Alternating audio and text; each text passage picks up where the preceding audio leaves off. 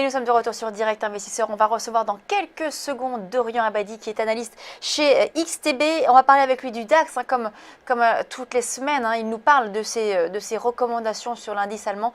Alors sur le DAX, nous avons eu une très très forte progression depuis maintenant plus d'un an. Et là, depuis le mois de mars, une consolidation et une baisse de l'indice allemand. Et là, on semble, depuis le 22 mars, on semble un petit peu se reprendre sur le DAX. Alors, on va voir justement quelle stratégie adopter sur l'indice allemand avec Dorian Abadi. Bonjour Dorian, vous êtes en duplex avec nous? Oui, bonjour. Alors, qu'est-ce que l'on peut faire sur le DAX aujourd'hui? Là, on est un petit peu dans le rouge, aujourd'hui à moins 0,48%. Est-ce qu'il faut jouer la baisse de l'indice? Alors, on sort justement de la séance matinale avec nos clients.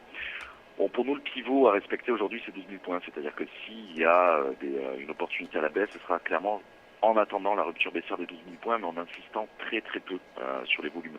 On reste malgré tout sur des anticipations d'un petit accord provisoire avec la Grèce en attendant les vraies échéances de mai et surtout de fin juin pour les prochaines heures.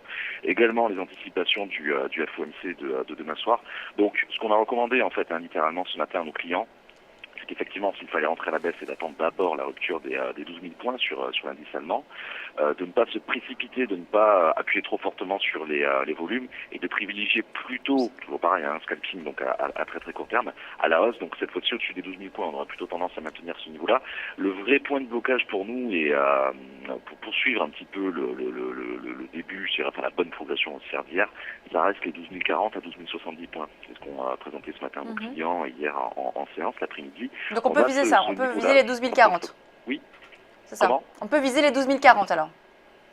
Exactement, c'est le point de bas de ce niveau de 30 points qui bloque un petit peu, mais on aurait quand même tendance plutôt à privilégier vraiment le respect de ces 12 000 points, de ce point évidemment symbolique, très fortement symbolique, technique c'est de plus en plus aussi, et en rappelant surtout qu'on n'est pas très très loin non plus des points hauts historiques, donc on est sur des valeurs malgré tout relativement inconnues, on n'a pas passé énormément de temps, on n'a pas passé des mois et des mois au-dessus des 12 000 points, ça reste quand même relativement inconnu, donc prudence, mais effectivement hier c'est ce biais-là qu'on a respecté en séance avec nos clients, en le respectant au pied de la lettre. Ça a été une très très belle séance et on va répéter aujourd'hui le scénario. Globalement, les informations de fond sont à peu de choses près les mêmes qu'hier.